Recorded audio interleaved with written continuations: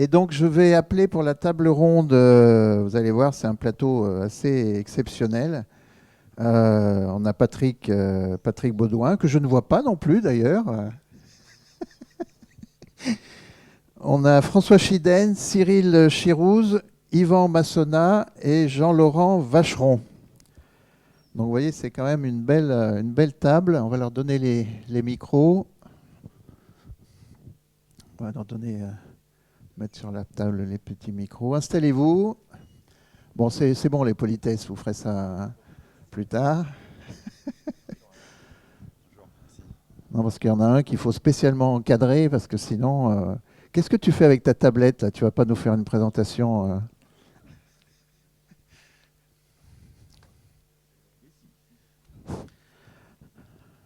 Alors, messieurs, le sujet du bac de ce jour,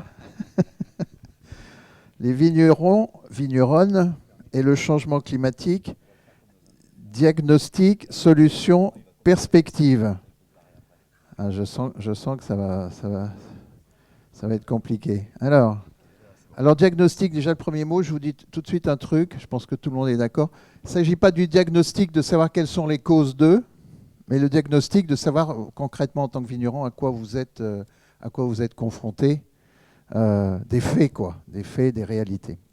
Alors, on m'a dit de donner la parole à Jean-Laurent Vacheron, parce qu'il doit partir, je ne sais pas où, je ne sais pas ce qu'il a à faire, mais il doit partir, et donc il veut parler. Je vais prendre la parole, mais je vous remercie beaucoup pour votre attention. Donc, on a un joli sujet qu'on avait abordé d'ailleurs avec l'Académie du vin de France et la Société de géographie. Donc, je ne me suis pas fendu de vous amener les documents qui correspondent aux travaux qu'on a menés. Par contre, il y a un très joli bulletin qui a été édité à la Société de géographie. Je vous engage à lire, et avec plein d'autres d'ailleurs qui sont très intéressants.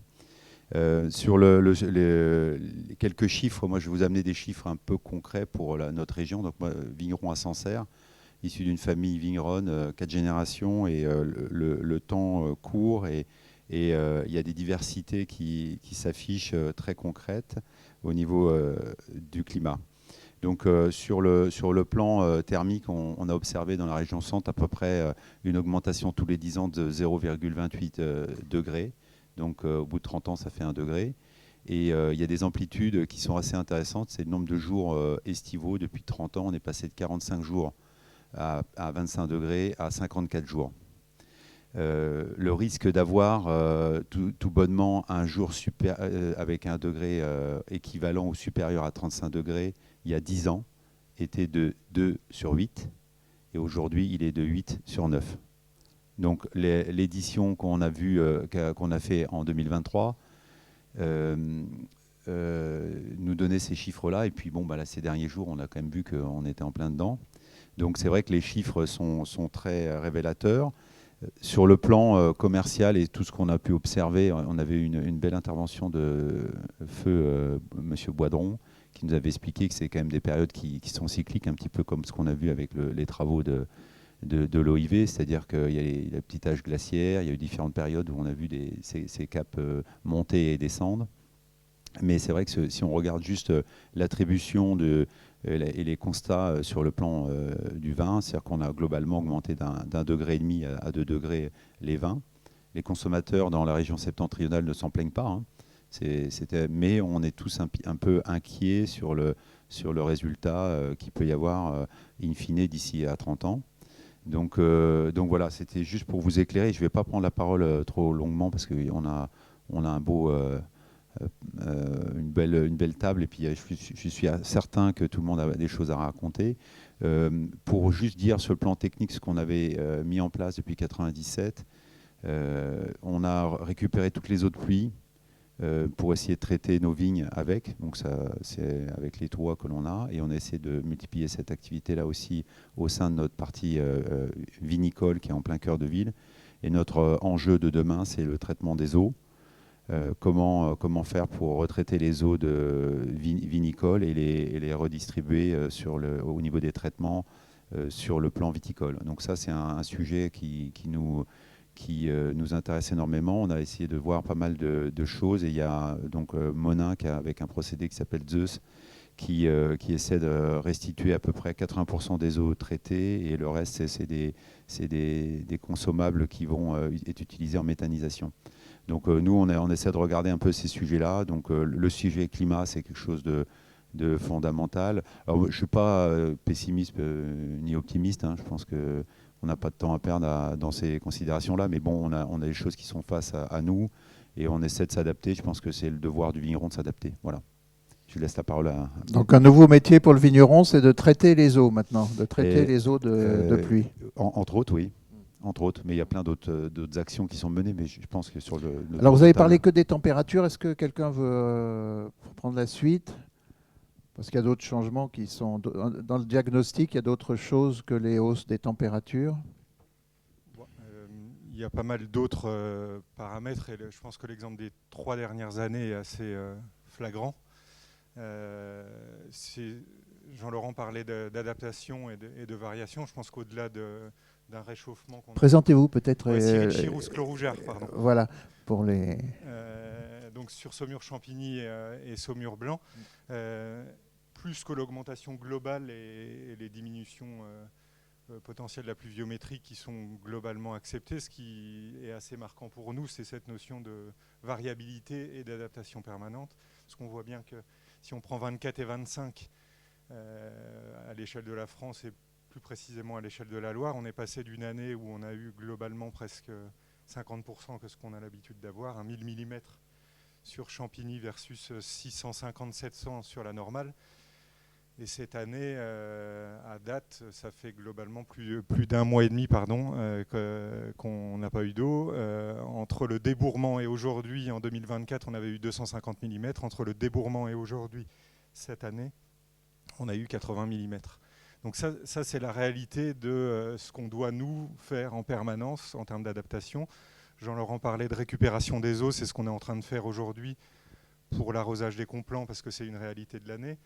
Pour les traitements, l'an passé, on avait un peu moins ce genre de problématique et c'était au contraire plutôt la lutte contre les maladies fongiques qui nous occupait 90% de notre temps.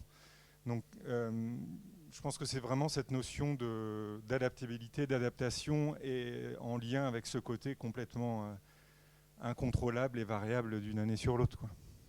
Et dans le diagnostic, est-ce qu'on peut rajouter des événements surprenants qui se produisaient moins auparavant? Je ne sais pas, la grêle, le gel, enfin des dérèglements de ce type-là? Oui, alors moi je peux témoigner. Moi je suis néo-vigneron ici en Anjou. Je me suis installé en 2018, donc je peux dire que je vis la climatologie récente de manière assez intense chaque année. En plus, j'ai fait le choix du chenin, communique cépage, et c'est une bête à chagrin, c'est-à-dire qu'il débourre très tôt, donc il est exposé au gel, et je vais en parler, et il mûrit très tard. Et en fait, ces années extrêmes en fait, nous donnent, sur le chenin en tout cas, un challenge immense.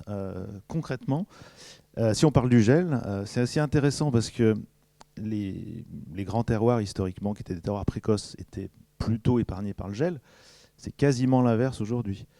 Moi, je pense à un terroir qu'on a qui est exposé plein sud, qui est un terroir très précoce, le coteau des Treilles. Mon prédécesseur, Jo Piton, qui l'a cultivé pendant 20 ans, n'avait jamais gelé dessus. Moi, 2019 et 2021, c'est 80% de pertes.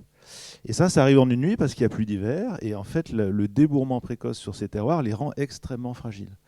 Et à l'autre extrême de la saison, la maturité, qui ne vient pas forcément facilement dans cette région septentrionale, et bien là, c'est 2023 et 2024 où, pour avoir des raisins à peu près mûrs, on perd la moitié de la récolte. Et des années où on n'a pas gelé, finalement, on arrive à faire une demi-récolte seulement à cause de ce dérèglement climatique. Et je n'ai pas parlé de la saison que Cyril a évoquée, effectivement, avec, quand il y a une pression fongique forte, des vraies difficultés pour les équipes. Donc on est vraiment confronté à quelque chose qui est assez violent quelque part et qui demande une attention énorme dans le vignoble, une implication des équipes vraiment très très forte.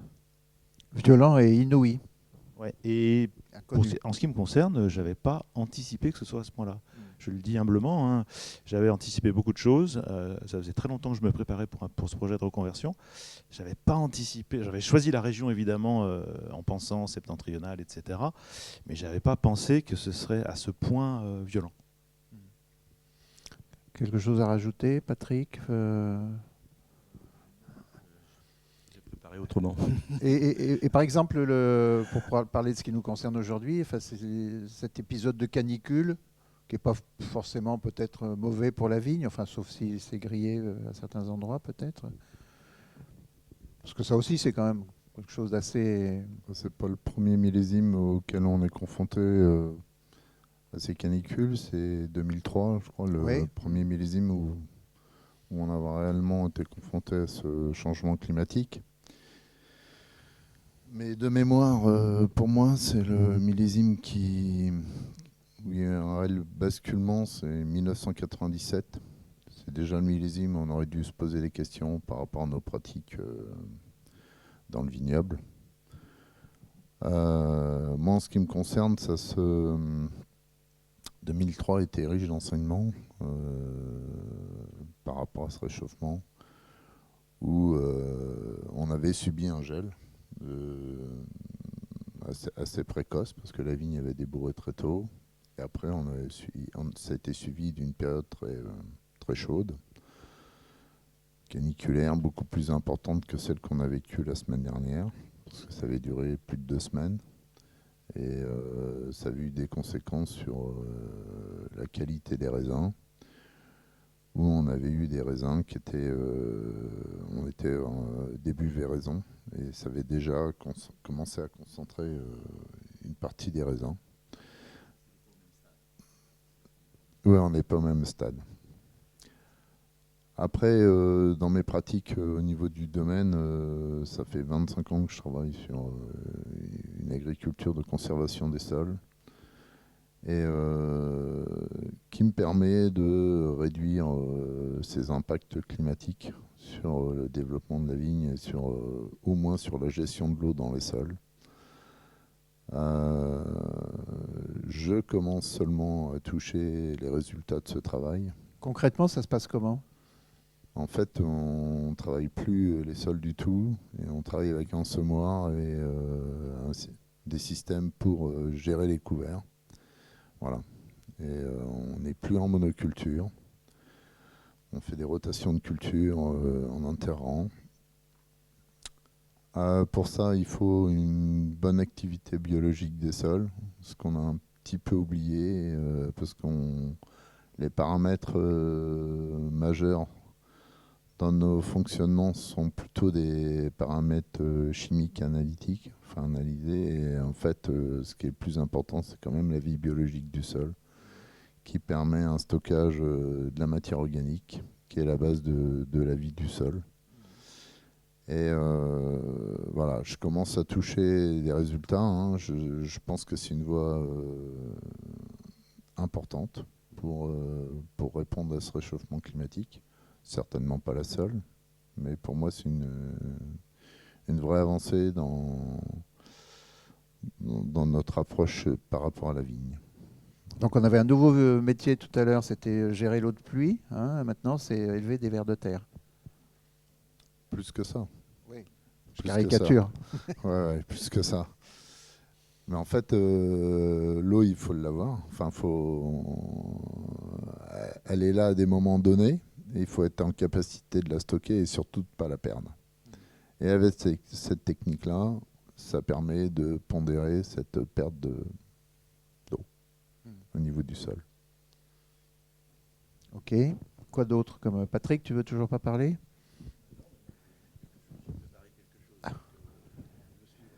On lui donne la parole tout de suite ou est-ce que vous voulez rajouter quelque chose par rapport à ces nouveaux métiers du vigneron, par rapport au changement violent de climat ? Peut-être juste quelque chose sur qui fait débat aujourd'hui, qui est l'encépagement. Est-ce que ce serait une solution éventuellement dans telle ou telle région pour lutter contre, mine de rien, ce réchauffement qui est quand même globalement un réchauffement. Moi, à titre personnel, c'est pas une piste que je trouve la plus intéressante.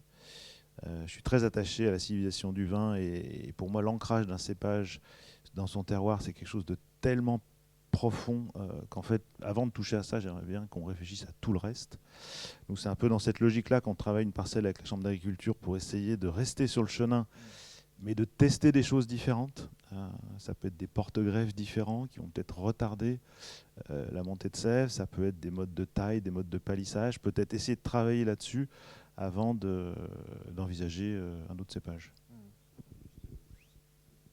Il y a un autre micro, hein, mais c'est Patrick qui l'a. Oui, qui l'a- non, mais, qui le oui, garde je pense que porte vers ces lui. sujets-là sont un peu touchy. C'est vrai que l'INAO nous demande dans les appellations de travailler à ces travaux-là. Quand on parle de l'arrivée du vin dans la Loire, on peut dire qu'il y a quand même une connexion avec ce que les Romains ont fait. Et donc les Bituriges cubes sont arrivés de l'autre côté de la Loire il y a 40 ans après la naissance de Jésus-Christ. Ils ont installé des variétés qui s'appellent Bituriges cubes vitae. De ces cépages de blanc, il y a quand même eu des choses qui en sont sorties, principalement celui qu'on reconnaît qui serait un peu l'ADN premier, ça serait quand même de ce qu'on a retenu, hein, tout du moins, que le Savagnin était à la base du Chenin et puis du Sauvignon blanc. Donc, il y a eu des choses qui se sont sélectionnées naturellement à travers les siècles, même les millénaires.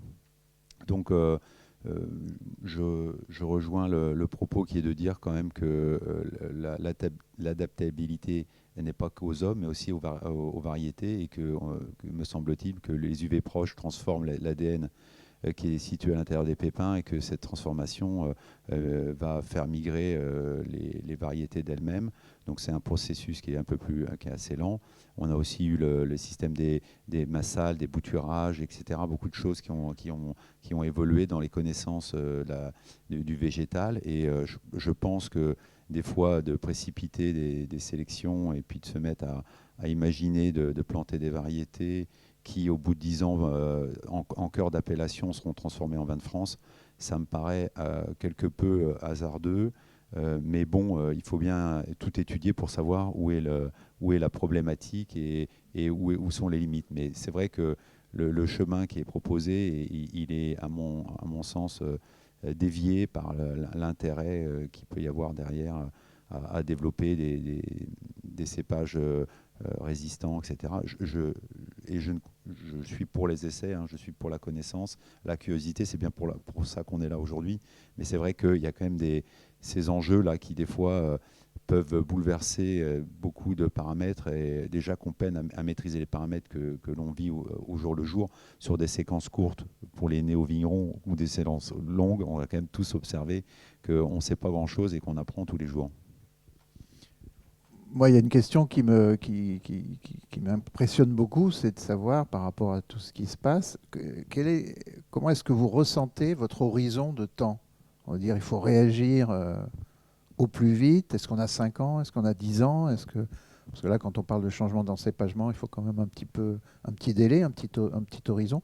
Comment vous le vivez? Ça, je ne vous demande pas une réponse théorique, mais en vous-même, dans votre approche de votre travail, qu'est-ce que vous voyez comme horizon de temps? J'ai envie de dire, il faut de la philosophie. On est quand même les plus belles révolutions, c'est celles qui sont lentes, hein, pas celles qui vont dans les excès. Donc, je pense que, on est participatif de la vie, puis on aborde les choses avec philosophie. On se dit bon, voilà, on a des hauts, des bas, les saisons sont compliquées à des moments, d'autres sont remarquables. 1934, premier millésime aussi productif à Sancerre que 2023. Et à l'époque, c'était pas des appellations. Et on n'avait jamais connu des récoltes comme ça. Et l'année d'après, on fait la plus petite récolte qu'on ait jamais fait. Donc c'est des grands écarts. Mais bon, notre métier, c'est fait de ça. Donc s'adapter.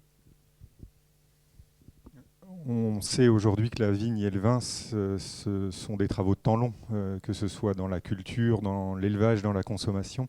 On n'en est pas à se dire que ce qu'on fait là, c'est pour les 2-3 années à venir. Donc, au niveau du domaine, quand on fait des essais, notamment ce qu'on est en train de faire sur les porte-greffes, sur notre secteur de sable, puisqu'on a un terroir extrêmement drainant, on sait très bien que ce n'est pas fait pour... si je caricature, à peine pour notre génération, et que ce sera fait pour les plantations la génération qui suivra.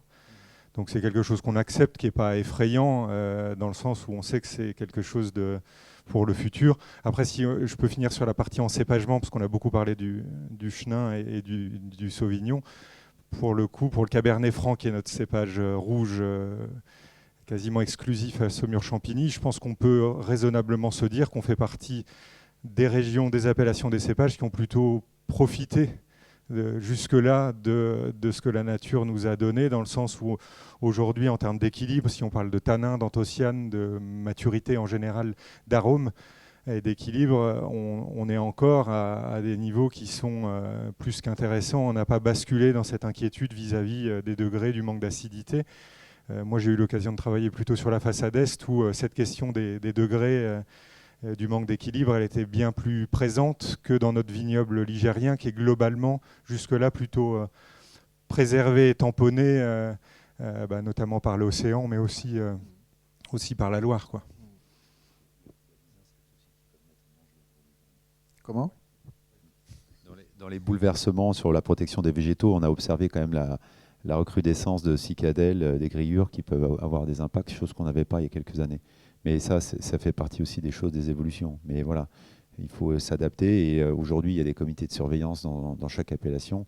Et ceux qui n'ont pas fait le travail, dans certaines appellations, est obligé de faire des traitements qui sont franchement très, très rustiques et très mauvais pour l'environnement. Mais c'est la protection du végétal, c'est peut-être ce qui est le plus important pour les générations futures. Et que quand on dit qu'il faut faire attention quand on se promène dans un vignoble, qu'on va dans un autre, et qu'il ne faut pas transmettre les maladies, c'est franchement des choses très importantes. Et on a observé que la cicadelle des grillures a tendance à impacter de plus en plus nos régions, et il faut vraiment des gros comités de surveillance et faire attention à ça dans toutes les appellations. Voilà. C'était des zones franches, hein. La Loire avait été très très peu touchée, comme l'Alsace, et maintenant une partie de la Loire est sinistrée. Voilà. On continue le petit tour de...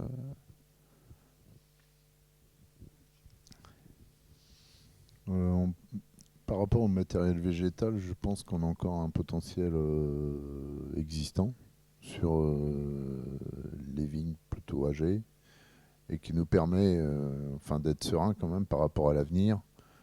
Et puis il y a toute la panoplie des porte-greffes. Voilà, il faut peut-être repenser ce qu'on utilise aujourd'hui est peut-être pas adapté au changement climatique, mais encore une possibilité avec d'autres porte-greffes pour pouvoir répondre à ce changement climatique. Je reviendrai sur la biodiversité par rapport aux insectes. Il faut plus qu'on perde de biodiversité dans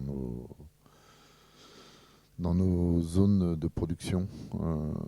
C'est vraiment ça ce qu'il va falloir préserver, parce que la nature elle aura du vide, et évidemment on sera confronté à de nouveaux ravageurs. Mais il faut, voilà, si on réfléchit à préserver notre biodiversité, je pense qu'on peut temporiser. Est-ce que ça peut passer par le fait d'introduire des nouvelles cultures, alors pas seulement de l'interrang, mais autour dans l'écosystème de la vigne? Est-ce que ça peut passer par l'introduction de nouvelles cultures, d'arboriculture, Est-ce que ça aussi, ça serait un nouveau métier pour le vigneron de se mettre... Non, mais je ne crois pas que le vigneron ça soit dans sa mission. Je pense que le modèle agricole, il faut qu'il soit repensé dans toute sa globalité. Enfin, ça, c'est ce que je pense, moi. Que toutes les disciplines agricoles doivent être complémentaires. Moi, je suis dans une appellation qui est assez petite, et où il y a une grosse diversité de production agricole. Et en fait, on est tous complémentaires les uns des autres. Et on ne peut plus penser monoculture. L'élevage est important pour réintroduire, entre autres, tout ce qui est matière organique, mais aussi les autres productions agricoles qui peuvent être source de biodiversité dans nos environnements proches. Et le schéma agricole, en fait, moi je pense polyculture, mais polyculture partagée. Voilà. C'est-à-dire que nous on est spécialisé en viticulture, mais on ne sait pas faire de l'élevage. On ne sait pas faire des productions céréalières, voilà, c'est un autre métier. Mais on doit tuiler ensemble et fonctionner ensemble. D'accord. On s'aperçoit quand même, si on regarde un peu l'histoire, que les sociétés se sont organisées et quand, par exemple, du côté de Bourges, l'archevêché avec Saint-Sulpice en 625 au concile de Reims avait demandé le rapatriement des nonnes qui sont installées à l'abbaye de Saint-Laurent de Bourges. Et elles avaient géré l'ensemble des courtils qui étaient autour des marais de Bourges. Une gestion qui était celle de déterminer justement comment nourrir les populations. Et les trajectoires qui ont été décrites par les Romains et poursuivies par les ecclésiastiques, l'ecclésia. Et au sein de ces trajets, on a trouvé des polycultures qui étaient jusqu'à très récemment, jusqu'à les années 70, on avait des polycultures, mais les appellations ont un peu transformé les organisations. Et on avait à l'époque, on trouvait par exemple sur les archevêchés qui avaient donné à des abbesses ou à des prieurés ou à certaines ecclésias le droit de cultiver. On trouvait des polycultures proches, vignes, vergers, céréales, animaux. Et puis on a transformé, ce que dit très justement François, on a transformé nos activités avec l'intérêt de chaque culture. Et aujourd'hui, on a dissocié la polyculture qu'on avait il y a pas si longtemps que ça, il y a 50 ans, c'était une ferme, c'est toujours une ferme, mais on cultive plus les céréales, on a abandonné les animaux, on les a laissés faire à des gens qui sont des sachants et qui maîtrisent bien leur économie. Et c'est vrai que la refonte de ces activités qui sont parallèles les unes aux autres, ça a un petit peu perturbé le bruit de fond sur la biodiversité. Et là, aujourd'hui, je pense que quand même dans beaucoup d'appellations, il y a des travaux qui sont faits pour essayer de remettre des choses de manière cohérente. Et on a besoin de trouver de la sérénité dans toutes ces approches. Et il faut tirer sur personne. La bio, c'est une étape, mais c'est pas ce qui est le plus important. Ce qui est important, c'est que l'ensemble soit bien géré et qu'on ait une polyvalence et une complémentarité. Et cette évolution-là, elle a suivi ni plus ni moins l'évolution de notre société. Et que c'est vrai qu'il y a eu des moments où on était quand même organisé autrement. Voilà. Donc, on a transformé une polyculture en plusieurs monocultures. Oui, et puis j'ajouterais un mot qui me paraît important, c'est le mot de paysage ou de paysan. C'est-à-dire le vigneron, pour le coup, peut redevenir paysan et quelque part rester dans son métier qui aujourd'hui est quand même largement spécialisé, mais avec cette idée qu'il a hérité de paysages qui étaient plus diversifiés. Dans beaucoup d'endroits, malheureusement, le vignoble est devenu un peu un océan de vignes. Alors, il y a des régions plus préservées, et celles-ci, il faut les prendre comme modèle, où la viticulture est plus dans une logique un peu de bocage, d'intégration dans un paysage. Et on sait que ces paysages, avec les arbres, les haies, les habitats qu'ils proposent et la diversité des espèces qu'il peut entraîner, que ce soit tout ce qui est auxiliaire de culture, en fait, qui vont aider quand même le vigneron. Finalement, c'est ces choses qui étaient assez naturelles pour nos grands-parents, ou nos arrière-grands-parents encore plus, peut-être qu'il faut se les réapproprier. Et c'est quelque chose qui est peut-être plus facile à aborder que la notion de polyculture, qui, elle, pour le coup, est vraiment ambitieuse. Alors, mesdames et messieurs, nous allons avoir une intervention de Patrick Baudouin. Mon Dieu, mon Dieu. Je pensais pas que tu me ferais ce coup-là, André. Bon, Cécile, comme j'avais préparé quelques petites diapos, on peut les lancer là? Merci. Parce que l'OIV tout à l'heure nous a dit quelque chose d'important à mon avis, qu'il ne faut pas oublier, c'est qu'il y a plusieurs enjeux. Et un de ces enjeux, c'est aussi d'essayer de freiner, même si on peut être pas très optimiste là-dessus, cette évolution climatique qui, globalement, moi j'en suis persuadé, nous mène à un désastre du point de vue du rapport de l'humanité à son biotope, à son biotope et à la biocène, enfin à tout ça. Donc, ce que j'avais préparé, un peu décalé, je l'avoue, c'était par rapport au domaine, en tant que vigneron, dans un domaine, à quoi on est confronté, qu'est-ce qu'on essaye de faire, et toutes nos cette interrogation. C'est pas très long. Hein. Je ne sais pas quel temps tu me laisses maintenant, André, tu vois quoi. Mais bon, voilà. Ah bah c'est fini. C'est sympa. Voilà, Bon. les diapos arrivent. Ouais. Ça s'appelle Non, mais- le domaine Patrick Baudouin et le changement climatique. Voilà. Et j'ai intitulé une préoccupation initiale et constante. Je suis arrivé en 90, j'étais de sensibilité écologiste quand même. J'ai intitulé ça des tentatives de réponse et beaucoup de questions. Donc la première diapo, voilà. Après, vas-y, tu peux y aller. Voilà. C'est ce que disait Yvan en fait, quoi. Merci. Ok. Ce que disait Yvan, c'est que les déserts viticoles, j'ai jamais trop aimé ça. Et les parcelles qu'on a choisies, qu'on essaye de... ça a sauté là, c'est normal? Non, j'ai pas touché. Voilà. Sont en général, alors on a privilégié les coteaux, ce qui pose un gros problème, la réhabilitation des coteaux pour la viticulture. Ça saute. Et donc, en général, on n'est pas dans le déboisement total et on est toujours entouré de... On a laissé pousser un petit bois, là, sur la gauche, en haut. On n'a pas défriché tous les coteaux. On a laissé des arbres, un peu d'arbres au sein des parcelles, mais ce n'est pas non plus l'agroforesterie. Là, je ne sais pas trop faire, c'est assez compliqué. Il y avait le proverbe bourguignon, il me semble, qui disait que... Comment ? Si, enfin oui, non, l'INRA travaille à Montpellier depuis 30 ans sur l'agroforesterie. Bon, donc après, je ne sais pas quels sont les résultats, mais ce n'est pas une découverte. Après, c'est compliqué à maîtriser. Le proverbe bourguignon disait que la vigne n'aime l'ombre que celle de vigneron.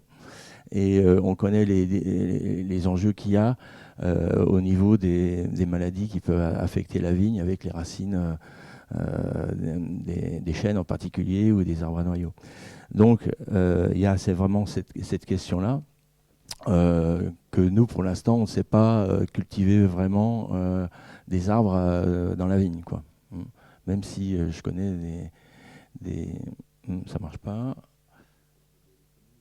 Non, il n'y a pas de modèle économique, mais c'est des questions.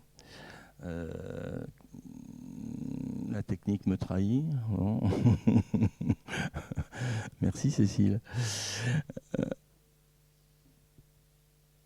Donc là, on a une autre parcelle qu'on a aussi. C'est peut-être pas... Et alors, c'est quoi ? Donc une autre parcelle, pareil, quoi, qui est avec un dôme boisé et puis des bois autour. Bon, donc des herbes viticoles. Pour la prévention. Alors nous, on a fait des travaux assez importants au domaine déjà depuis plus de 10 ans. On récupère l'eau des toits.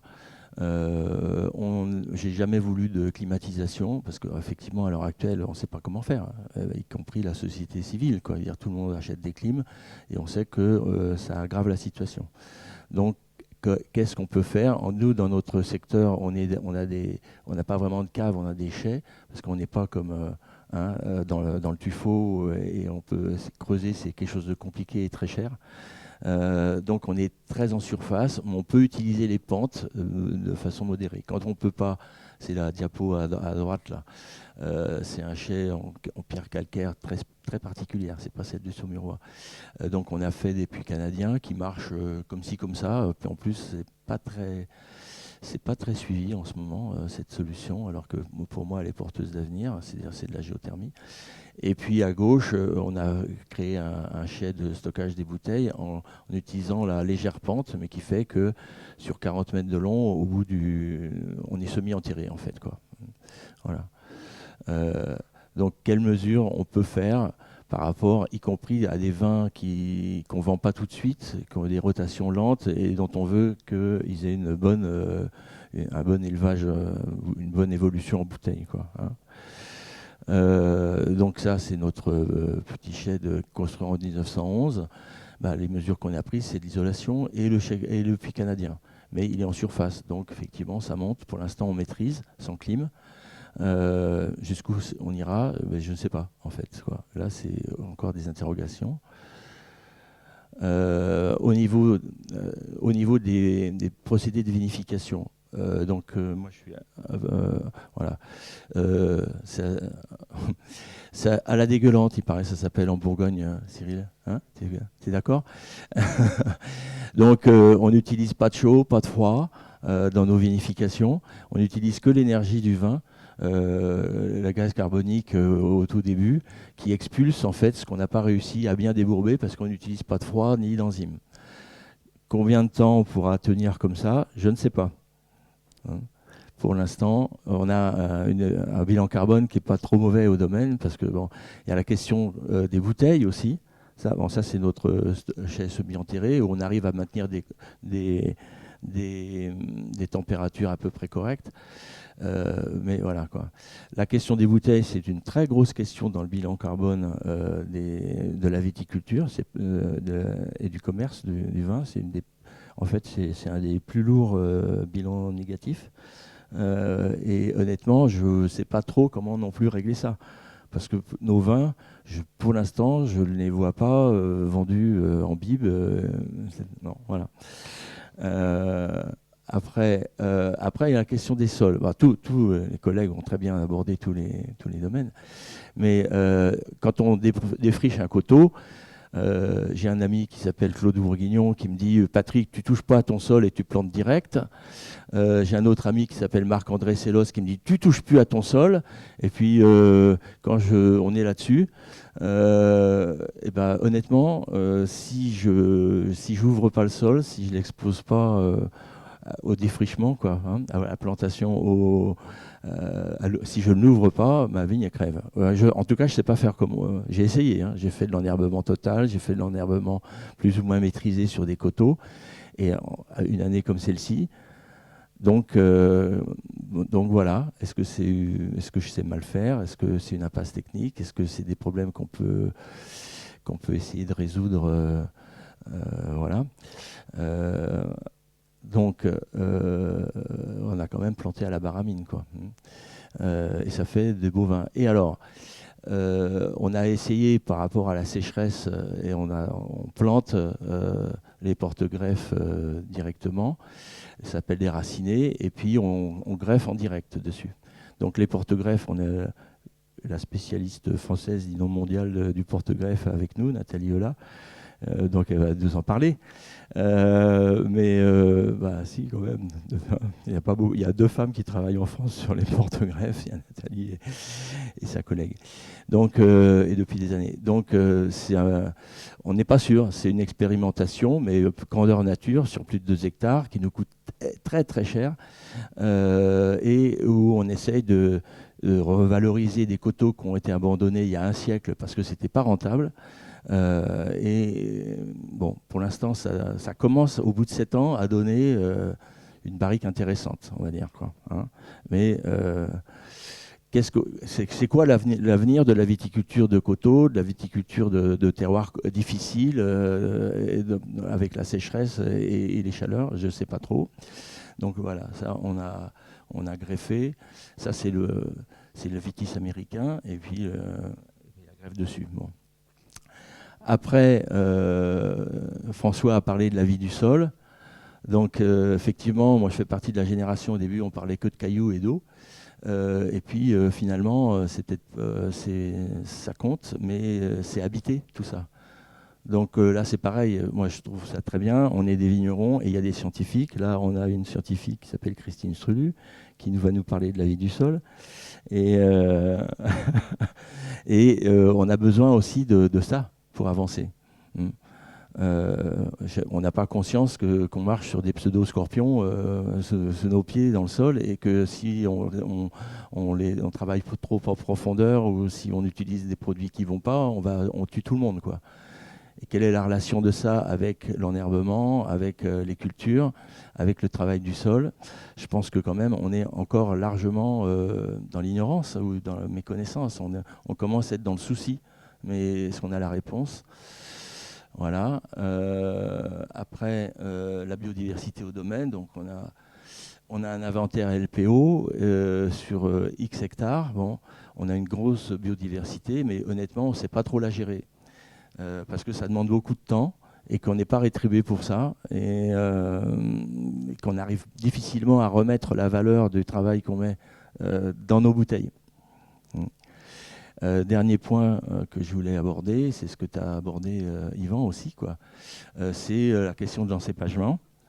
Donc, effectivement, moi, depuis le début, depuis que je suis les travaux de l'INRA, en particulier depuis 2017, sur les hybrides interspécifiques, je suis très sceptique sur ce que ça peut vraiment nous apporter, en particulier pour les vins d'expression d'origine, parce qu'on parle aussi de l'avenir de la viticulture d'origine.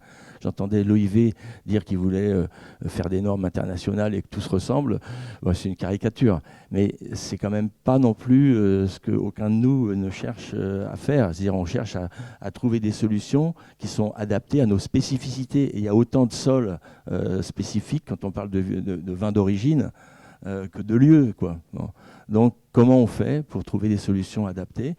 Je fais partie, effectivement, avec Evelyne et d'autres, depuis des années qui ont travaillé sur le Chenin. Je pense que si le Chenin est arrivé là, c'est qu'il y a toute une histoire. Il y a des sols, il y a des marchés, il y a une spécificité qu'on a appelée avec Jean-Michel Boursicot la versatilité. Bon. Et que peut-être que le Chenin a encore des réserves de versatilité pour nous permettre de continuer à travailler avec ce qui est quand même un patrimoine humain et végétal. C'est l'objet aussi de demain et après-demain au congrès du Chenin et des 2 premiers congrès qu'on a fait avec Evelyne. Donc ce que je veux dire, c'est que voilà, on essaye. Je voulais faire un espèce de tour d'horizon par rapport à un domaine à quoi on est confronté, des tentatives de réponse, mais aussi des grands points d'interrogation. Et on a aussi des amis et des gens qui vont intervenir. Et puis juste après, on va faire un tour de questions de la salle. Mais tout à l'heure, il rigolait, là, il faisait des commentaires. Et en fait, c'est des commentaires qui sont intéressants parce que on parle des nouveaux métiers, tout ce qu'il y a à faire, mais ça coûte. Comment toutes ces actions deviennent rentables? Comment est-ce qu'on s'y retrouve finalement? François? Non, pas forcément. On se pose la question. Parce qu'on peut travailler de façon collégiale sur notre appellation à Montluy-sur-Loire, sur un projet de territoire. On associe toutes les activités agricoles dans notre projet. Et on réfléchit pas seulement sur un projet viticole, mais sur un projet global. Et en fait, chaque acteur a ses préoccupations qui peuvent être identiques aux nôtres. Et en fait, on est dans le partage d'actions et qui répond à chacun. Chacun y trouve une réponse par rapport à son système de production. Et on ne bouleverse pas tout du jour au lendemain. Hein. C'est un projet qui s'inscrit sur une vingtaine d'années, mais qu'on est en train de construire. On va passer par un recrutement d'un ingénieur agro pour ce projet-là. Et c'est un projet qui s'inscrit sur de la durée. Et on ne peut pas bouleverser tout du jour au lendemain. Je pense qu'on a un potentiel... je reviens sur la biodiversité, mais dans nos vieilles parcelles, il y a un potentiel. On a des vieilles massales, hein, j'en ai sur le domaine, où j'ai des raisins qui ont des retards de maturité conséquentes. Je les ai toujours conservés parce que ça faisait partie de ma génétique. Et aujourd'hui, si on resélectionne sur cette génétique-là, ça nous permet de gagner du temps et puis de réfléchir à des actions.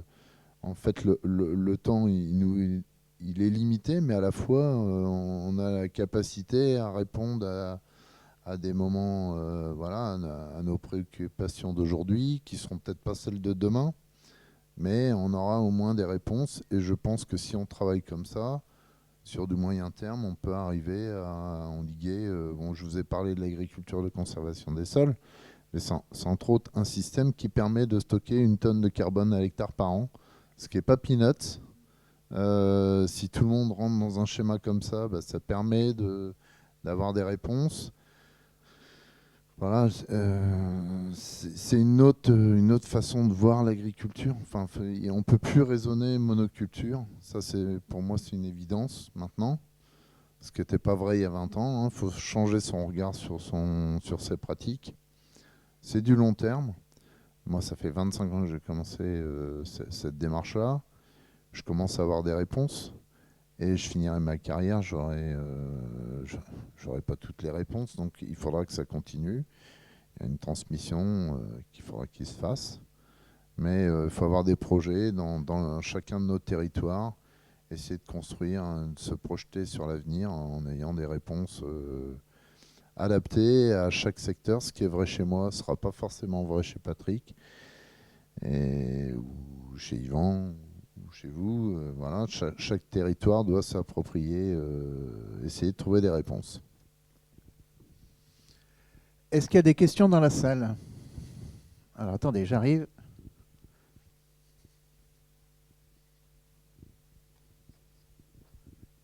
Non, je ne vous donne pas le micro parce qu'après les gens ils le gardent.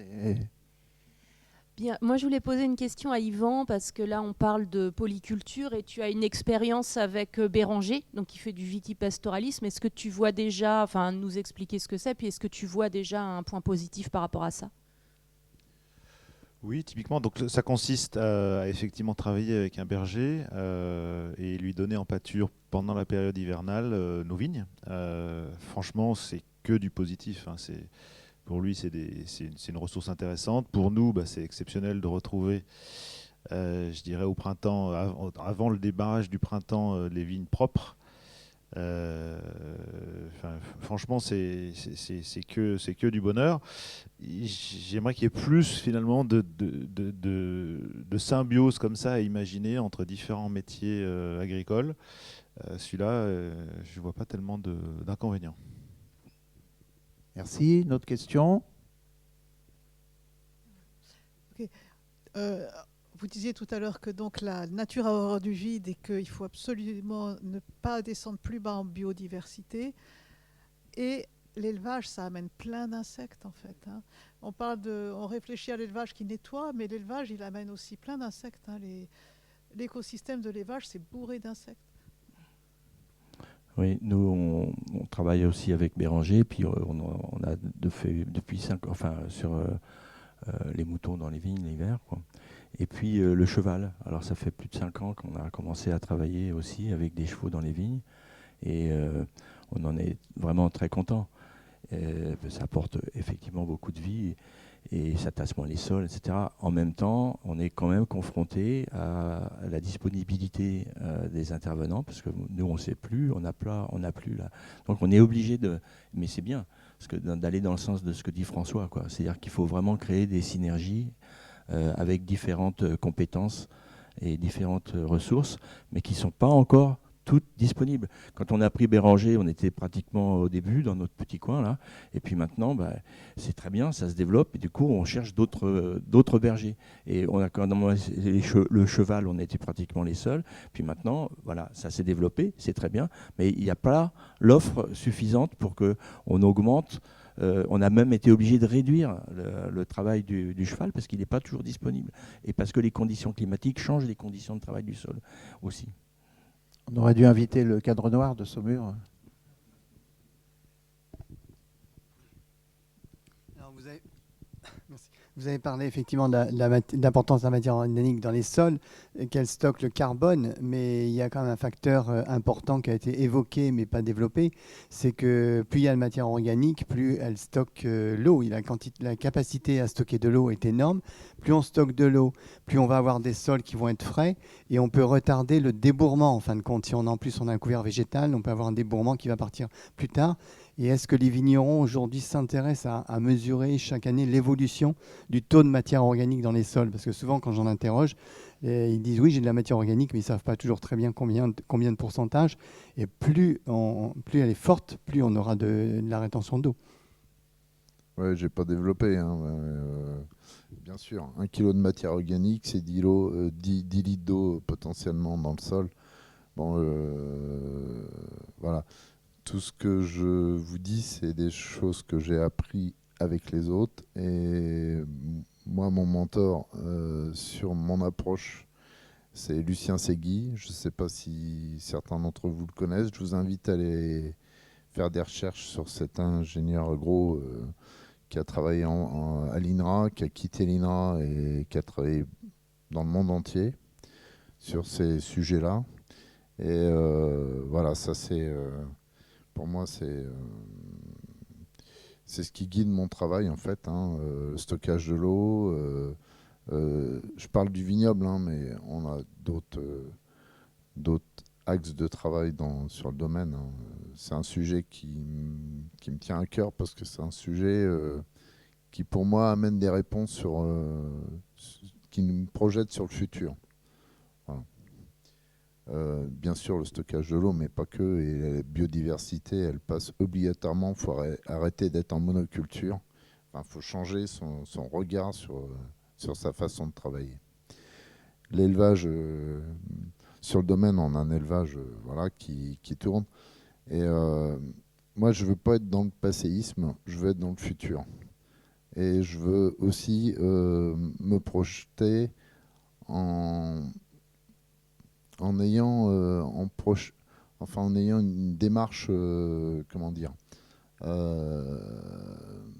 où c'est viable, où on construit un projet agricole viable sur du long terme et pas sur de l'opportunisme.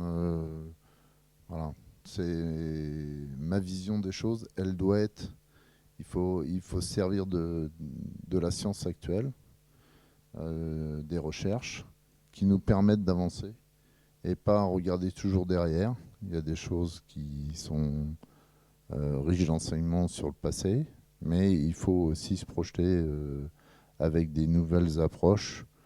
Et la science est là aussi pour nous aider à avancer dans ces mises en place.